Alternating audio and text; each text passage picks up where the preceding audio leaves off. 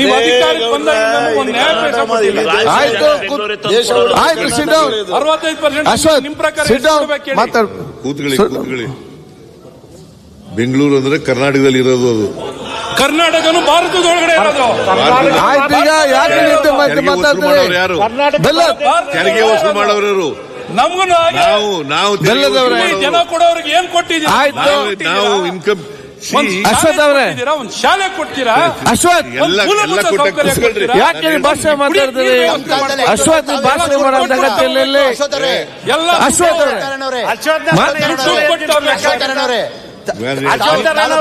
ನೀವು ಮಾತಾಡ್ಬೇಕು, ಯಾರು ಕೂಡ ರಿಯಾಕ್ಷನ್ ಮಾಡ್ಬೇಕು. ಎಷ್ಟು ಮನೆಗಳು ಕೊಟ್ಟಿದ್ದೀರಾ? ಈಗ ಮನೆ ವಿಚಾರ ಮಾತಾಡ್ತಿದ್ರಲ್ಲ, 4 ವರ್ಷ ನಿಮ್ದೇ ಸರ್ಕಾರ ಇತ್ತಿಲ್ಲ.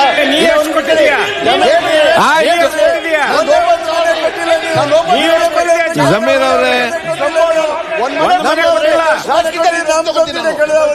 ಆಯ್ತು, ಕೂತ್ಕೊಳ್ಳಿ, ಸಾಬೀತುಪಡಿಸಿ ನೀವು. ಒಂದ್ ಮನೆ ಮುಖ್ಯಮಂತ್ರಿ ಉತ್ತರ ಆಗ್ಲಿ. ವಿರೋಧಿ ತಗೊಂಡಿನಿ. ಆಯ್ತು, ಚರ್ಚೆಗೆ ಅವಕಾಶ ಕೊಡುವ. ಬಜೆಟ್ ಅಲ್ಲಿ ಮಾತಾಡಾಗ ನೀವು ಮಾತಾಡಿ, ಬಜೆಟ್ ಮಾತಾಡಿ ವಸತಿ. ಆಯ್ತು, ಈಗ ಕೂತ್ಕೊಳ್ಳಿ, ಈಗ ಉತ್ತರ ಕೊಡ್ಲಿ. ಉತ್ತರ ಕೊಡ್ಲಿ ಈಗ. ಅಶ್ವಥ್ ಬಜೆಟ್ ಅಲ್ಲಿ ಮಾತಾಡಿ ನೀವು. ಆಯ್ತು, ಬಜೆಟ್ ಅಲ್ಲಿ ಮಾತಾಡಿ ಕೂತ್ಕೊಳ್ಳಿ. ಈಗ ಚರ್ಚೆ ಮಾಡಿ ಉತ್ತರ ಕೊಡ್ತಾರೆ ಮಂತ್ರಿಗಳೇ. ಆಯ್ತು, ರಿಪ್ಲೈ ಆಗ್ಲಿ. ಈಗ ರಿಪ್ಲೈ ಮಾಡ್ಲಿ. ನೋಡಿ, ನೀವು ಚರ್ಚೆ ಮಾಡಿಕೊಂಡ್ರೆ ಸುಮ್ಮನೆ ಚರ್ಚೆ ಆಗ್ತದೆ. ಆಯ್ತು, ಮತ್ತೆ ಮಾತಾಡಿ. ಸಭಾಧ್ಯಕ್ಷ ಬೆಂಗಳೂರು ಅಂದ್ರಲ್ಲ, ಯಾಕೆ ಚರ್ಚೆ ಈಗ? ಬೆಂಗಳೂರು ನೋಡಿ, ಚರ್ಚೆ ಬೇಡ. ನಮ್ಮ ಮುನ್ರಾಜ್ ಅವರು MLA ಅವರು, ದಾಸಹಳ್ಳಿ ಬಿಜೆಪಿ MLA, ನಮ್ಮ ಬೈಟಿ ಬಸವರಾಜು, ನಮ್ಮ ಬ್ರದರ್ ಕ್ಯಾರ್ಪುರಂ MLA, ಇವರೆಲ್ಲ ಗಡಾರಿ ಹಿಡ್ಕೊಂಡು ಪೂಜೆ ಮಾಡ್ತಾ ಇರೋದು ಪೇಪರ್ಗಳು ನೋಡ್ತಾ ಇದ್ದೀನಿ. ನಮ್ಮ ಕಾಲದ ಗಡಾರಿ ಯಾವ ದುಡ್ಡು? ಆಯ್ತು, ನಮ್ ಕಾಲದ ಗಡಾರಿ ನಿಮ್ ಕಾಲದ. ಆಯ್ತು, ನೀವು ಮತ್ತೆ ಚರ್ಚೆ ಮಾಡಿ ಕೂತ್ಕೊಳ್ಳಿ. ಬಿಜೆಪಿ ಮತ್ತೆ ಚರ್ಚೆ ಮಾಡಿ. ಕೇಳ್ರಿ. ಆಯ್ತು ಸುರೇಶ್, ಆಯ್ತು, ಮಂತ್ರಿಗಳು ಕೂತ್ಕೊಳ್ಳಿ. ಮಂತ್ರಿಗಳು ಸಿಟ್ ಡೌನ್. ಈಗ ಉತ್ತರ ಕೊಡ್ಲಿ. ಏನ್ ಹೋದ್ವಾರ ಮಾಡಿ ಕಾರ್ಪೊರೇಷನ್ ಟ್ಯಾಕ್ಸ್ ಕಟ್ಟಿರೋದು 5,500 ಕಾರ್ಪೊರೇಷನ್ ಟ್ಯಾಕ್ಸ್ ಕಟ್ಟಿರೋದು ಬೆಂಗಳೂರು ಯಾಕೆ ನೀವು ಬಿಬಿಎಂಪಿ ಬಗ್ಗೆ ಯಾಕೆ ಇಲ್ಲಿ ಚರ್ಚೆ ಮಾಡ್ತೀರಿ? ಈಗ ಮುನ್ರಾಜ್ ಪೂಜೆ ಮಾಡ್ತಾರಲ್ಲ ಬೆಂಗಳೂರಲ್ಲಿ, ರೋಡ್ ಮಾಡಕ್ ಯಾವ ದುಡ್ಡು? ನೋಡಿ, ರಾಜ್ಯಪಾಲರ ಭಾಷಣ ಚರ್ಚೆ ಆಗ್ತದೆ. ನೀವು ಬಿಬಿಎಂಪಿ ಬಗ್ಗೆ ಇಲ್ಲಿ ಚರ್ಚೆ ಮಾಡ್ತೀರಿ ಯಾಕೆ? ಅಲ್ಲಿ ನೀವು ಪರಸ್ಪರ ಯಾಕೆ ಚರ್ಚೆ ಮಾಡ್ತೀರಿ? ಕೆಲಸ ಮಾಡ್ತಾರ ಯಾವ ದುಡ್ಡು? ಮಂತ್ರಿ ಅವರು ದುಡ್ಡು ಮಂತ್ರಿ ಅವರೇ, ದುಡ್ಡ ಕೊಟ್ಟಿಲ್ಲ. ಮಂತ್ರಿ ಅವರು ಸಿಟ್ ಡೌನ್. ಅಶ್ವಥ್ ವಿಜಯ್ ಕೂತ್ಕೊಳ್ಳಿ. ಆಯ್ತು, ಗೊತ್ತಿದ್ದಕ್ಕೆ ಹೇಳ್ತಾ ಇರೋದು. ಪೇಪರಲ್ಲಿ ನೋಡಿದ್ರೆ ಹೇಳ್ತಾ ಇರೋದು. ಪೇಪರಲ್ಲಿ ನೋಡಿದ್ರೆ ಯಾವ ದುಡ್ಡು? ಹೌದು, ಯಾವ ಸರ್ಕಾರ? ಯಾವ ದುಡ್ಡು? ಯಾಕೆ ನೀವು ಎಲ್ಲ ಯಾರು ಮನೆಯಿಂದ ತಗೊಂಡ್ಬಂದಿಲ್ಲ.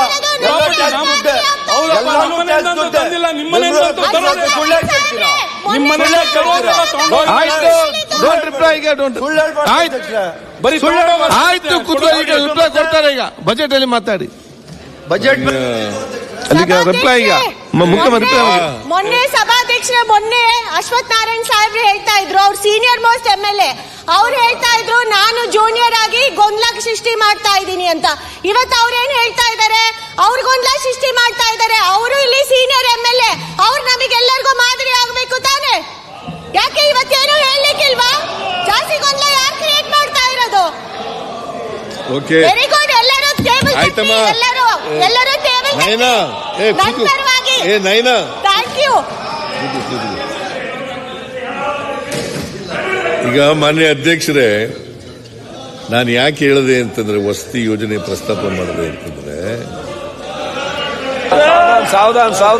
ಬಹಳ ವರ್ಷಗಳಿಂದ ಅವರು ಬಡವರಿಗೆ ಕೊಡ್ತಕ್ಕಂಥದ್ದು ಮನೆಗಳು ಇವತ್ತಿನವರಿಗೆ ಕೊಟ್ಟಿಲ್ಲ.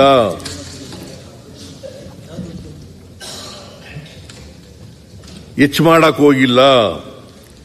ಅದನ್ನ ಪ್ರಸ್ತಾಪ ಮಾಡ್ತಾ ಇದ್ದೀನಿ ಅಷ್ಟೇನೆ. ಇದು ಬಡವರಿಗೆ ಕೊಡತಕ್ಕಂಥ ಮನೆಯಲ್ಲ. ಹೌಸ್ಲೆಸ್ ಪೀಪಲ್, ಸೈಟ್ಲೆಸ್ ಪೀಪಲ್, ಗ್ರಾಮೀಣ ಪ್ರದೇಶದಲ್ಲಿ ಮತ್ತು ಪಟ್ಟಣ ಪ್ರದೇಶದಲ್ಲಿ ಕೊಡ್ತಕ್ಕಂಥ ರೀತಿ ಇದು. ಇದನ್ನ ಮಾಡ್ತೀವಿ. ಇದನ್ನ ಮಾಡಿದಿರೋದು ಹೆಚ್ಚು ಮಾಡಕ್ ಹೋಗ್ಲಿಲ್ಲ. ನಾನು ಇನ್ನೂ ಅನೇಕ ವಿಚಾರಗಳನ್ನ ಹೌಸಿಂಗ್ ಬಗ್ಗೆ ಹೇಳಬೇಕು ಹೋಗಬೇಕಾಗಿತ್ತು.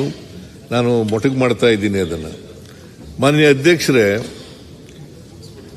5 ಲಕ್ಷ ಕೋಟಿ ನಾವು ಈ ವರ್ಷ ಅಂದರೆ ಮುಂದಿನ ವರ್ಷ 25-26ಕ್ಕೆ ಆರ್ಥಿಕ ವರ್ಷದಲ್ಲಿ 5 ಲಕ್ಷ ಕೋಟಿ ಕರ್ನಾಟಕದಿಂದ ತೆರಿಗೆ ಕೊಡ್ತಾ ಇದ್ದೀವಿ.